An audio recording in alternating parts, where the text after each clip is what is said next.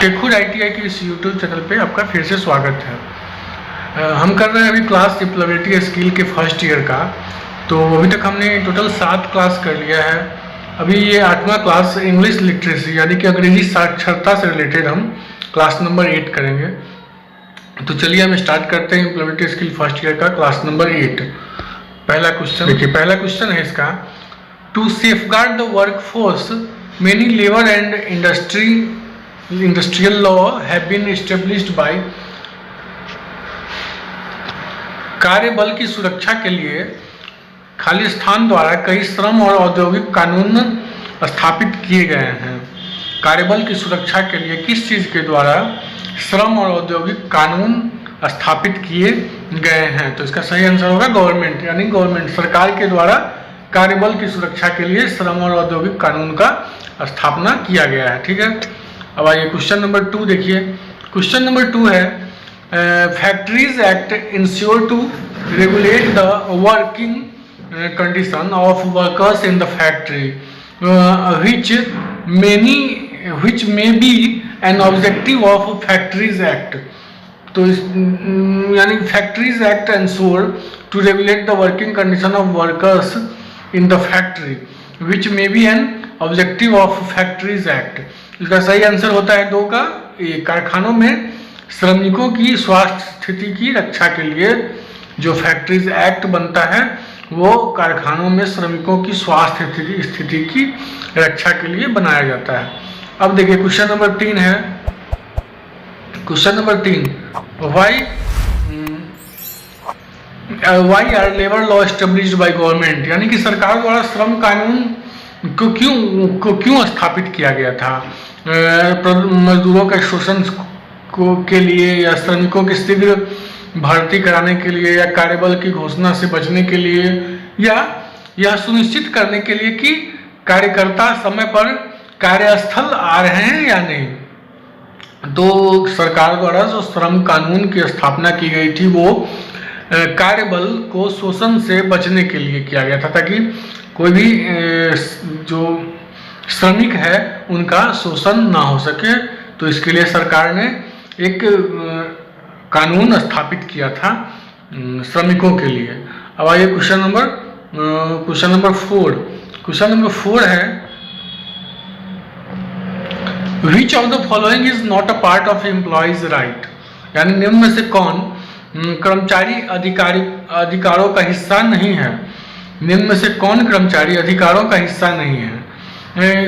तो क्या होता है, इंटरटेनमेंट जो होता है वो कर्मचारी अधिकार का हिस्सा नहीं है। प्रमोशन आपका हिस्सा है। आपको जब आप कहीं भी काम करने जाएंगे तो कंपनी का दायित्व है कि वो आपका समय समय पे प्रमोशन करे, आपकी सेफ्टी का वो ख्याल रखे, आपकी बोनस का ख्याल रखे। लेकिन इंटरटेनमेंट ये कर्मचारी के अधिकार का कोई हिस्सा नहीं होता है।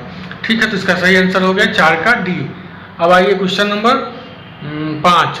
क्वेश्चन नंबर 5 हम करेंगे।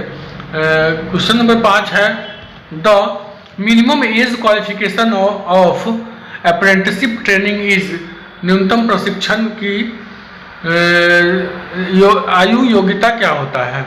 मतलब सबसे कम कौन सी उम्र है जिस उम्र से हम अप्रेंटिसशिप की ट्रेनिंग कर सकते हैं? तो कौन सी उम्र से हम कर सकते हैं? 14, यानी 14 साल के बाद आप जब भी चाहे तो अप्रेंटिसशिप कर सकते हैं।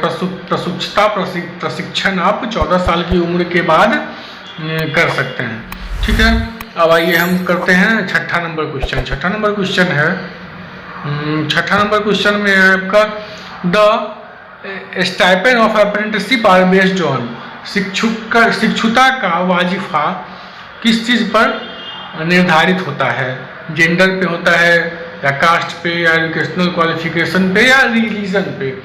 तो किसी भी चीज का जो स्टाइपेंड होता है वो आपके एजुकेशनल क्वालिफिकेशन पे बेस्ड होता है, ना कि आपके जेंडर पे, या आपके धर्म पे, या आपके किसी कास्ट पे होता है कि आप कौन से कास्ट है उस हिसाब से आपका सैलरी फिक्स होगा। ऐसा कुछ नहीं होता, आपके अपने क्वालिफिकेशन पे ही आपका वाजिफा आपको दिया जाता है। तो इसका सही आंसर हो गया C। 6 क्वेश्चन आइए हम करते हैं 7वां नंबर क्वेश्चन। 7वां नंबर क्वेश्चन है, who all are covered under employees state insure act, यानी कर्मचारी राज्य बीमा अधिनियम के अंतर्गत कौन आते हैं? तो कौन आते हैं? इनमें से सभी, यानी कि कर्मचारी राज्य बीमा अधिनियम के अंतर्गत आकस्मिक कर्मचारी भी आते हैं, अस्थायी कर्मचारी, संविदा कर्मचारी, ये सब कर्मचारी राज्य बीमा अधिनियम के अंतर्गत आते हैं। इसका सही आंसर हो जाएगा डी, 7वें नंबर क्वेश्चन का। अब आइए 8वां नंबर क्वेश्चन। 8वां नंबर क्वेश्चन है stipends are provided fill in the blanks based on the educational qualification and the nature of the industry, यानी शैक्षणिक योग्यता और प्रकृति के आधार पर खाली स्थान वाजिफा प्रदान किया जाता है। तो इसका सही आंसर क्या हो जाएगा? 8 नंबर का सी, यानी मंथली।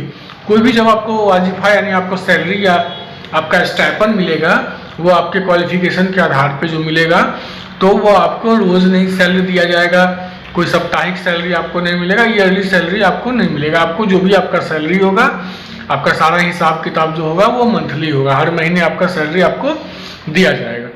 तो अब आइए क्वेश्चन नंबर हम 9 करें। क्वेश्चन नंबर 9 है खाली स्थान को किए गए कार्यों के लिए वेतन भत्ता या भुगतान के रूप में प्राश्रमिक के रूप में परिभाषित किया जाता है। तो कौन से चीज को किए गए कार्य के वेतन भत्ता या भुगतान के रूप में परिभाषित किया जाता है? तो आपका जो वेज यानी आपका जो वेतन होता है उसे हम वेतन यानी wage is defined as remuneration by way of salary allowance और payment of the work done. तो 9वां नंबर क्वेश्चन का सही आंसर हो गया बी। अब आइए हम करते हैं 10वां नंबर क्वेश्चन। 10वां नंबर क्वेश्चन है हमारा, 10वां नंबर क्वेश्चन है कि the employers contribute toward EPF is insured through the fill in the blanks, यानी ईपीएफ के प्रति नियोक्ता का जो योगदान खाली स्थान के माध्यम से सुनिश्चित किया जाता है। एम्प्लॉयज प्रोविडेंट फंड के माध्यम से, या एम्प्लॉयर परमानेंट फंड के माध्यम से, या एम्प्लॉयर प्रोविजनल फंड के माध्यम से, या एम्प्लॉयर प्रोविजनल फंड एक्ट के माध्यम से। तो इसका सही आंसर होता है 10वां नंबर क्वेश्चन का सही आंसर होगा बी, यानी ईपीएफ बोलते हैं। जब आपका ईपीएफ के प्रति नियोक्ता का योगदान ईपीएफ के माध्यम से ही सुनिश्चित होता है, एम्प्लॉय परमानेंट फंड एक्ट के माध्यम से ही सुनिश्चित किया जाता है। तो 10वां नंबर क्वेश्चन का आंसर हो गया बी। अब आइए हम करते हैं 11 नंबर क्वेश्चन। 11 नंबर क्वेश्चन है हमारा, one problem regard wage in the Indian social system is the fill in the blanks in India. भारतीय सामाजिक व्यवस्था में मजदूरी के संबंध में एक समस्या भारत में खाली स्थान है। क्या है?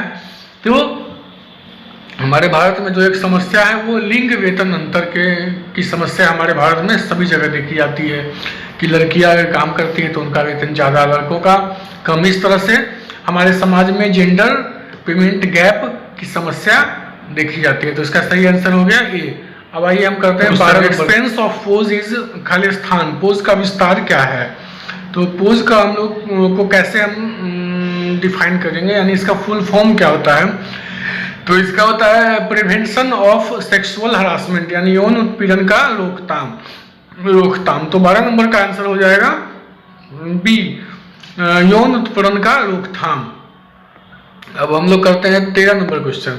13 नंबर क्वेश्चन है हमारा, 13 नंबर क्वेश्चन है sexual harassment is hazard encountered in work place across the world that. यौन उत्पीड़न दुनिया भर के कार्यस्थलों में सामने आने वाला एक खतरा है जो क्या करता है? खाली स्थान करता है, यानी कि जो ऑल ऑफ द एबव, ये जो कामकाजी जीवन की गुणवत्ता को कम करता है, महिलाओं की भलाई के लिए खतरा कम करता है और लैंगिक समानता को कमजोर करता है। तो यौन उत्पीड़न दुनिया भर के कार्यस्थलों में सामने आने वाला यह खतरा है जो इन तीनों चीज़ों को करता है। तो इसका सही आंसर हो जाएगा डी, यानी ये तीनों चीज़ होते हैं इस खतरे में के अंदर, ये तीनों चीज़ आते हैं, तो इसका सही आंसर डी हो जाएगा। अब आइए क्वेश्चन नंबर 14। पोस्ट अधिनियम के अनुसार यौन उत्पीड़न में खाली स्थान शामिल है। पोस्ट अधिनियम के अनुसार यौन उत्पीड़न में कौन सा चीज शामिल है? इसमें भी आंसर होता है ऑल ऑफ द एबव।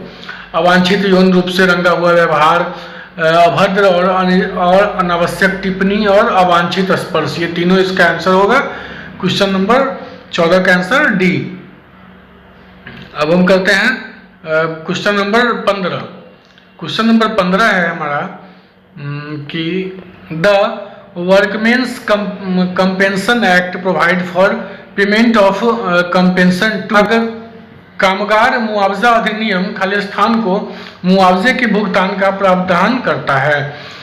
कामगार मुआवजा अधिनियम किस चीज को मुआवजे के भुगतान का प्रावधान करता है? तो इसका आंसर क्या होता है?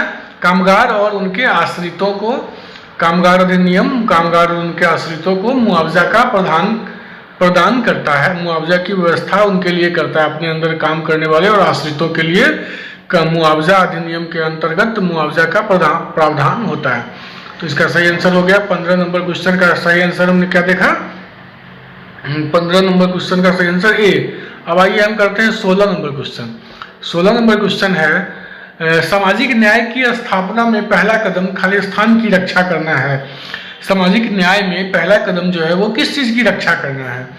तो जो उनकी रक्षा नहीं, जो अपनी रक्षा खुद नहीं कर सकते हैं। सामाजिक न्याय की स्थापना जो किया गया है वो उनकी रक्षा करने के लिए किया गया है जो अपनी रक्षा खुद नहीं कर सकते हैं, ना कि किसी अमीर की रक्षा के लिए किया गया है या एम्प्लॉय या ग्राहक की रक्षा की। जो अपनी रक्षा खुद नहीं कर सकते उनकी रक्षा करने के लिए सामाजिक न्याय की स्थापना का पहला कदम हुआ था। तो इसका सही आंसर हो गया डी। अब देखिए 17 नंबर क्वेश्चन। 17 नंबर क्वेश्चन है अंतर्राष्ट्रीय एक रूपता प्राप्त करने में खालिस्तान ने एक महत्वपूर्ण भूमिका निभाई है। इसका सही आंसर होगा सी। इंटरनेशनल लेबर ऑर्गेनाइजेशन ने अंतर्राष्ट्रीय एकरूपता प्राप्त करने में महत्वपूर्ण भूमिका निभाई है। अब देखिए क्वेश्चन नंबर 18। 18 नंबर क्वेश्चन है श्रम कानून खालिस्तान को बढ़ावा देकर कर्मचारियों को उनकी सामाजिक स्थिति में सुधार करने में मदद करता है। तो हौसला यानी श्रम कानून हौसला को बढ़ावा देकर कर्मचारियों को उनकी सामाजिक स्थिति में सुधार करने में मदद करता है। इसका सही आंसर हो गया बी। तो इस तरह से आज हमने देखा टोटल 18 क्वेश्चन इंग्लिश लिटरेसी से रिलेटेड 18 क्वेश्चन हमने जाना। फिर हम मिलेंगे एम्प्लॉयमेंट स्किल फर्स्ट ईयर के किसी अगले क्लास में। तब तक के लिए धन्यवाद। जय हिंद, जय भारत।